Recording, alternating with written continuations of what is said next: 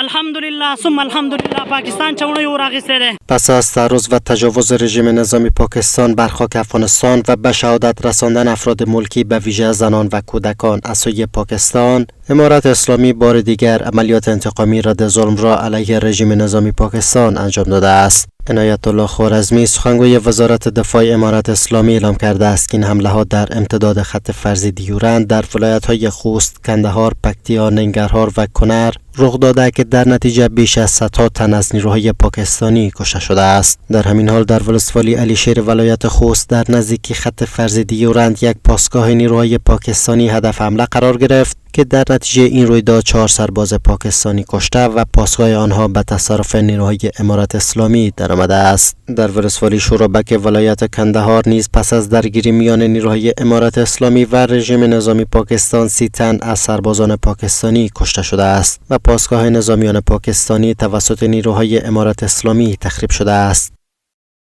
این حملات که در آن پست‌ها و قرارگاه‌های دشمن متجاوز مورد هدف قرار گرفت در 28 نقطه تمرکز داشت.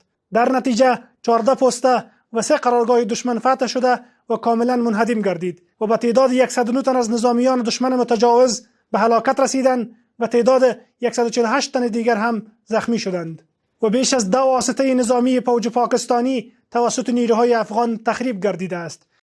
سخنگوی وزارت دفاع امارت اسلامی همچنان اعلام کرده است که 3 تن از نیروهای امارت اسلامی به شهادت رسیده است. بر اساس گفته‌های آقای خوارزمی، رژیم نظامی پاکستان در پاسخ اما اماکن ملکی را هدف قرار داده است. در جریان عملیات 3 تن از مجاهدین شهید و 9 تن زخمی شدند.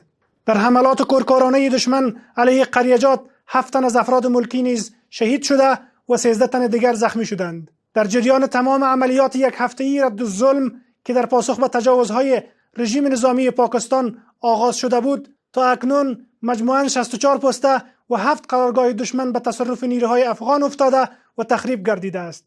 بیشتر نیز گزارش‌های سازمان ملل متحد از افزایش تلفات غیر نظامیان در پی حمله‌های هوایی انجام شده توسط رژیم نظامی پاکستان منتشر شده است. رژیم نظامی پاکستان هر از گاهی حریم هوایی افغانستان را نقض کرده و بر بخش‌های از افغانستان حمله هوایی داشته است که باعث به شهادت رسیدن 10 افراد ملکی گردیده است.